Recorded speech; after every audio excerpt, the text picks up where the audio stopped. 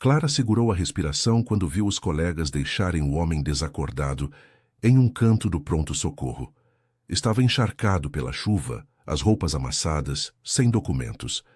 A enfermeira-chefe olhou rapidamente e comentou em voz baixa: sem identificação.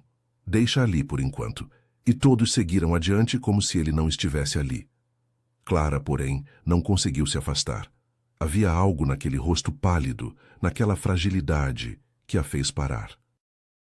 Enquanto os outros continuavam sua rotina apressada, ela se aproximou devagar e puxou uma cadeira para ficar ao lado dele.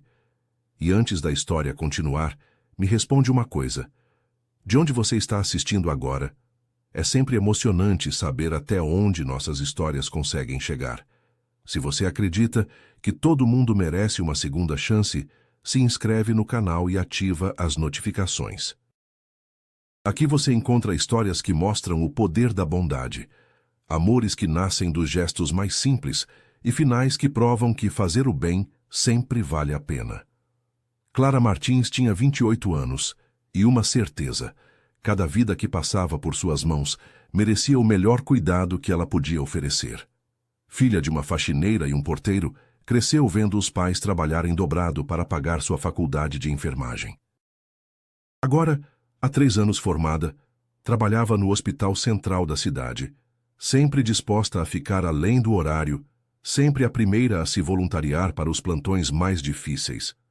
Naquela terça-feira chuvosa de outubro, o pronto-socorro estava lotado.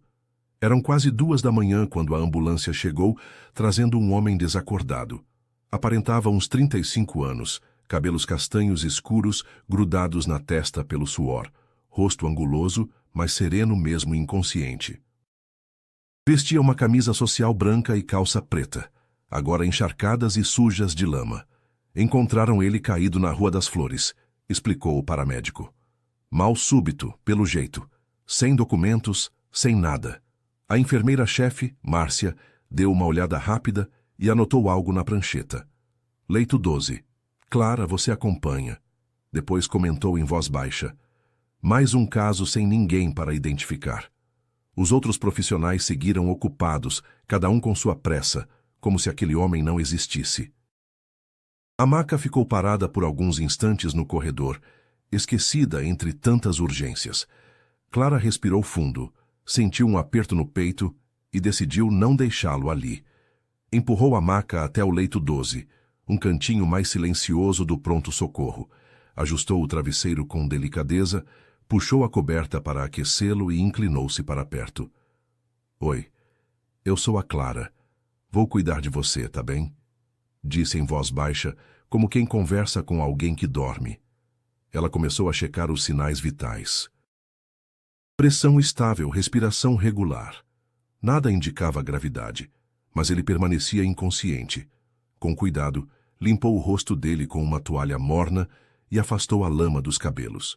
Dr. Mendes, chamou quando o médico passou correndo. O paciente do leito 12. Depois, Clara. Tenho 3 emergências na frente. O tempo passou devagar. Meia hora se arrastou como se fosse muito mais, e ele continuava desacordado. Clara não saiu de perto. Verificava seus sinais, ajustava o soro. Falava baixinho como se pudesse alcançá-lo pela voz. Contou sobre o movimento do hospital, sobre a chuva que finalmente tinha parado. Mesmo inconsciente, ela acreditava que ele podia ouvir. Talvez os outros não vejam, murmurou ajeitando a coberta. Mas eu vejo. Toda vida tem valor. Menos de 1 hora depois da chegada, o homem começou a se mexer. Clara estava ali, organizando medicamentos numa bandeja, quando viu seus olhos se abrirem devagar. Ele tentou falar, mas a garganta estava seca. Clara ofereceu água. Onde eu estou? Conseguiu perguntar. Hospital Central. Você teve um mal súbito na rua. Lembra de alguma coisa? Ele fechou os olhos tentando se concentrar. Eu estava voltando de uma reunião. Começou a chover forte e eu... Parou, levando a mão à cabeça. Minha cabeça. Deve ser apenas cansaço. Você vai ficar bem, Clara sorriu. Qual o seu nome? Ele hesitou por um segundo. Rafael, disse simplesmente. Rafael, você tem alguém para avisar? Família? Amigos? Não, não agora. Ele olhou em volta percebendo onde estava. Esse lugar... Eu sei, não é dos melhores, mas você está seguro aqui. Rafael observou Clara enquanto ela checava os aparelhos. Havia algo na gentileza dela, na forma como falava, que o tocava profundamente.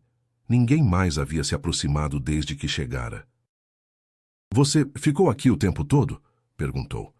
É meu trabalho. Ela respondeu, mas Rafael percebeu que era mais que isso. Por quê? Quero dizer, os outros... Clara interrompeu o que estava fazendo e o encarou. Porque todo mundo merece ser cuidado, independente de quem seja ou do que tenha. Essas palavras ecoaram na mente de Rafael de um jeito que ele não esperava. Dr. Mendes finalmente apareceu, fez uma avaliação rápida. Deve ter sido fadiga extrema. Alguns exames simples e logo você terá alta, disse ao paciente já saindo novamente. Obrigado, Rafael disse para Clara quando ficaram sozinhos. Por tudo. Não precisa agradecer. Preciso sim. Você... Ele procurou as palavras certas. Você me tratou como gente quando ninguém mais fez isso. Clara sorriu, ajeitando o cabelo atrás da orelha, um gesto tímido. Todo mundo é gente, Rafael. Às 7 da manhã, Rafael disse que se sentia bem e queria ir embora.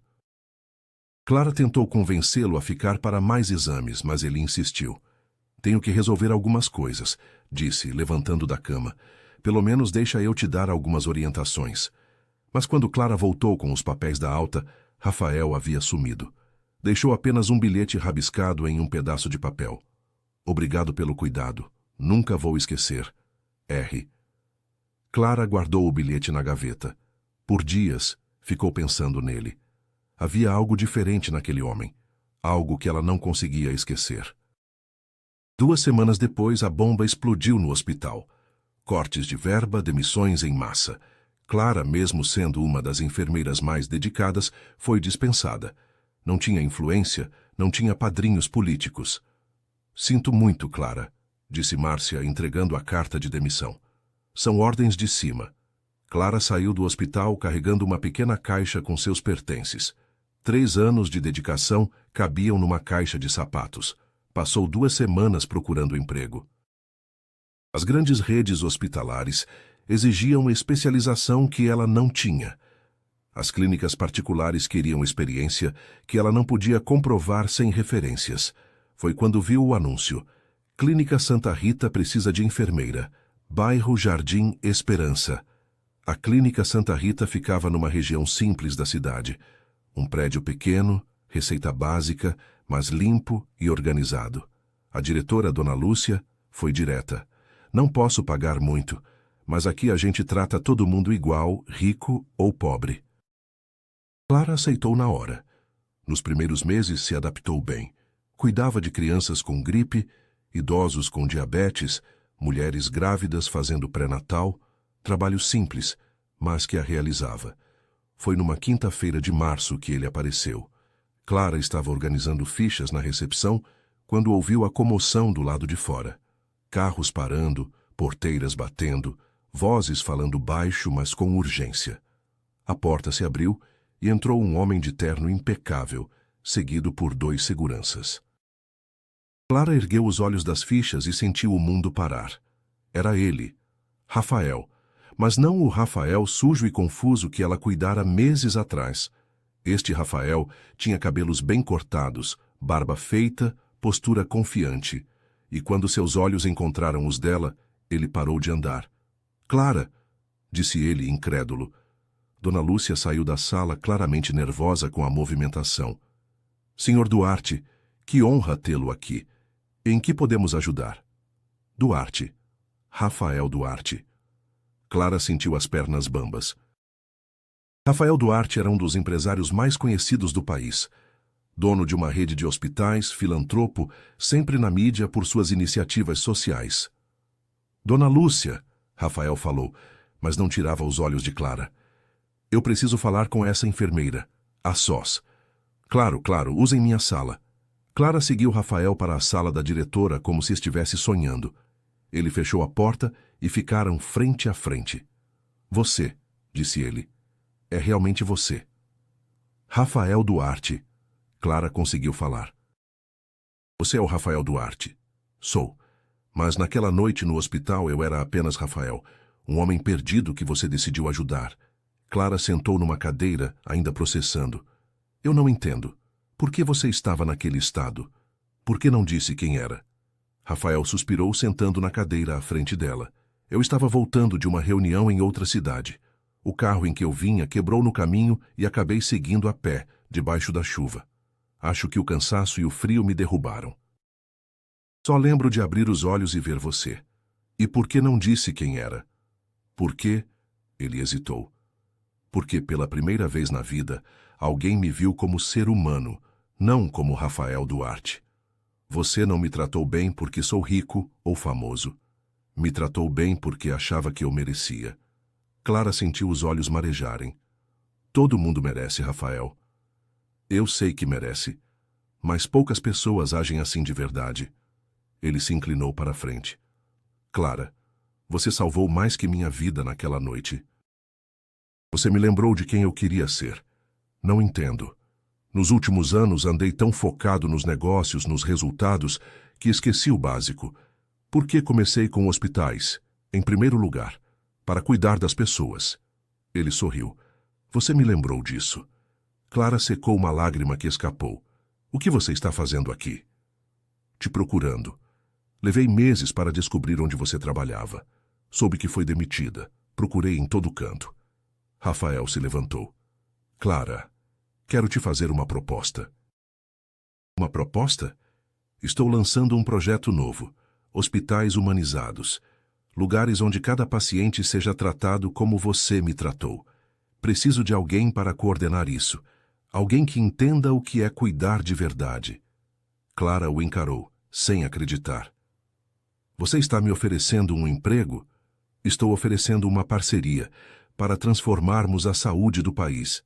Rafael, eu sou uma enfermeira simples. Não tenho formação para... Você tem algo que não se aprende na faculdade. Ele a interrompeu. Você tem humanidade. Nos meses seguintes, Clara se viu numa realidade completamente nova. Trabalhando ao lado de Rafael, viajava pelo país, conhecia hospitais e conversava com equipes médicas. Sua missão era simples, mas desafiadora. Garantir que cada unidade da rede tratasse os pacientes com dignidade. No início, enfrentou resistência. Alguns médicos a olhavam com desconfiança. Quem é essa enfermeira para nos dar lições? Murmuravam nos corredores. Mas Rafael sempre a apoiava. A Clara representa o que há de melhor na nossa profissão, dizia ele em reuniões. Se vocês a ouvirem, vão entender o que significa cuidar de verdade. E aos poucos Clara foi ganhando confiança. Suas ideias eram simples, mas revolucionárias, chamadas por nome em vez de número de leito, explicações claras sobre tratamentos com pacientes, espaços mais humanizados. Uma noite, depois de uma apresentação em São Paulo, eles estavam voltando para o hotel quando Rafael parou de andar. Clara, posso te perguntar uma coisa? Claro. Por que você nunca casou? Uma mulher como você. Clara riu, um pouco sem jeito. Nunca encontrei alguém que valesse a pena. Sempre fui muito focada no trabalho. E agora? Ainda está focada só no trabalho? Eles se olharam. Havia algo diferente no ar. Uma tensão boa que vinha crescendo há meses. Rafael, ela começou. Eu sei que pode parecer loucura, ele falou rápido. Sei que sou seu chefe, sei que nossa relação começou profissional. Mas, Clara, você mudou minha vida de um jeito que vai além do trabalho. Como assim? Você me ensinou a ver beleza nas coisas simples, a valorizar cada pessoa que cruza nosso caminho. Ele deu um passo mais perto. E, sem perceber, me apaixonei por quem você é. Clara sentiu o coração acelerar. Rafael, não precisa responder agora. Só precisava que soubesse. Mas Clara sorriu, chegando mais perto dele. Sabe o que é engraçado? Naquela noite no hospital, quando cuidei de você, senti que estava cuidando de alguém especial. Não sabia quem, mas sentia. E agora? Agora sei que estava certa. Ela tocou o rosto dele suavemente. Você é especial mesmo, Rafael Duarte. Quando se beijaram, ali na calçada iluminada pelos postes, Clara pensou em como a vida dava voltas estranhas. Um gesto simples de cuidado havia se transformado em algo muito maior. 6 meses depois, na inauguração do 10º hospital humanizado da rede, Rafael fez questão que Clara cortasse a fita. Nada disso existiria sem você, disse ele para a plateia de jornalistas e autoridades. Clara Martins me ensinou que cuidar das pessoas é a coisa mais importante que podemos fazer nesta vida. Na festa, depois da cerimônia, Clara usava um vestido azul simples, mas estava radiante. Rafael a puxou para dançar. Sabe o que descobri? Disse ele, rodando com ela na pista. Sei que alguns encontros são destino, que algumas pessoas entram na nossa vida exatamente quando precisamos delas. E você acredita nisso? Acredito que naquela noite chuvosa, quando você decidiu me cuidar, o universo estava tramando algo muito maior do que a gente imaginava. Clara riu, encostando a cabeça no ombro dele.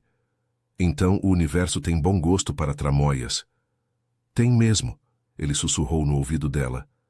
E eu tenho sorte de ter encontrado meu anjo da guarda. Quando a música terminou, eles ficaram abraçados no meio da pista. Clara olhou em volta. Funcionários sorrindo, pacientes que haviam sido beneficiados pelo projeto, médicos que agora entendiam o valor da humanização. Tudo começou com uma escolha simples: tratar uma pessoa com dignidade quando ninguém mais se importava. Rafael, disse ela. Oi, obrigada. Por quê? Por me deixar fazer parte disso, por acreditar em mim. Obrigado você, ele respondeu beijando sua testa. Por me lembrar de que cuidar das pessoas é a coisa mais bonita que existe no mundo. E quando saíram de braços dados da festa, Clara pensou que talvez a coisa mais incrível da vida fosse isso: descobrir que um gesto de amor pode abrir portas que a gente nem sabia que existiam. Às vezes, tudo o que o mundo precisa é de alguém disposto a enxergar o ser humano por trás das aparências. E às vezes, esse gesto simples pode mudar não apenas uma vida, mas 2.